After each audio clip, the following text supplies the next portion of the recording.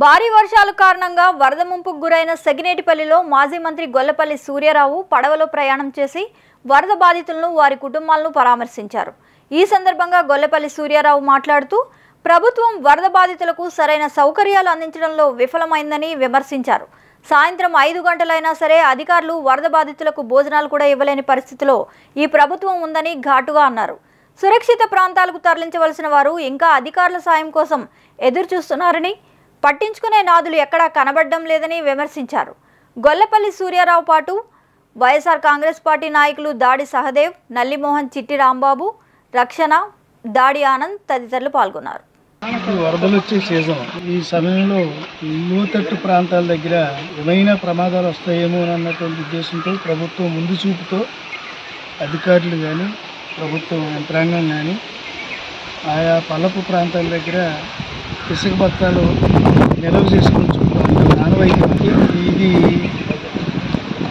చాలా లోతట్టు ప్రాంతంగా ఉన్నటువంటి సముద్రానికి దగ్గరగా ఉన్నటువంటి ప్రాంతం. ఇది ఎక్కువ తుఫాన్లు, వరదలు, వర్షాలతో ఎప్పటికప్పుడు ఈ భూమి అంతా ఒక మట్టి భూమిగా తయారైపోయినటువంటి పరిస్థితులు చూస్తూ ఉంటాం.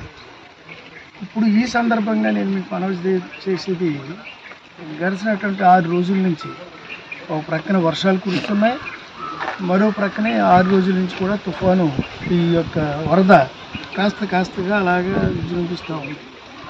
నేను ఈవేళ ఇది సెకినేటిపల్లి, లాకుపేట, అదేవిధంగా టేకిశెట్టిపల్లిని చూశాను. అప్పలరావులంక గ్రామాలు పడవ మీద తిరిగాను. నేను 3 గ్రామాలను కూడా సబ్మెర్జ్ అయిపోయి ఉంది. ఎక్కడ చూసినా నీరు. ప్రజలందరూ భయంగా ఏటుగట్ల మీదకి వచ్చి వాళ్ళు తలదాల్చుకుంటున్నారు.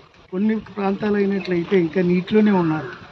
ఇది కాస్త ఇల్లు శుభ్రంగా ఉన్న మూలంగా ఎత్తుగా కట్టుకుంటారు కనుక ఇంకా ఇళ్లలోనే ఉండి వాళ్ళ యొక్క జీవనాన్ని కొనసాగిస్తూ ఉన్నారు.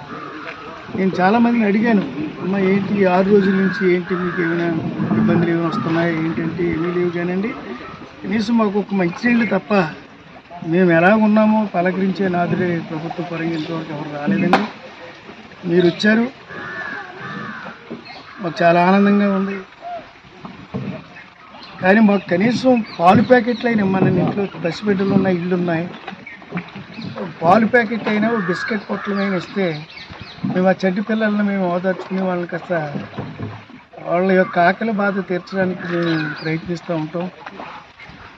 అంచేత మాకు ప్రభుత్వం ఏం చేసిందనేది కాదు, కానీ కనీసం 6 రోజుల నుంచి వర్షాల్లోని, తద్వారా ఈ వరదల్లోని చిక్కుకుపోయినటువంటి మా కుటుంబాలని కనీసం చూసే నాదులు లేడు అన్నటువంటి మాట మమ్మల్ని చాలా బాధిస్తూ ఉంది అని చెప్తూ, ఇప్పటికైనా మించిపోయింది లేదండి, వరద కూడా ఉధృతం అవుతుంది. ఇప్పుడే గోదావరి బ్యారేజ్ దగ్గర ఆ నీటి మట్టాన్ని విడిచిపెట్టడంతో ఇది లోతట్టు ప్రాంతం కనుక, ఇది చివరికి బంగాళాఖాతానికి దగ్గరలో ఉన్నటువంటి ప్రాంతం కనుక ఈ ప్రాంతం నుంచి ఈ వాటర్ అంతా డిశ్చార్జ్ అవుతుంది. ఈ డిశ్చార్జ్ అయ్యే ప్రదేశంలో ఎప్పుడైనా సముద్రం కనుక అది తన్ని కట్టుకుని ఉందంటే ఈ నీళ్లు సముద్రంలోకి వెళ్ళే అవకాశాలు ఉన్నాయి. అదే ఇప్పుడు ఉధృతంగా ధవళేశ్వరం దగ్గర నుంచి వరద వచ్చే ప్రమాదం కూడా ఉన్నాయి. కానీ వరద ప్రమాదం పోలేదు.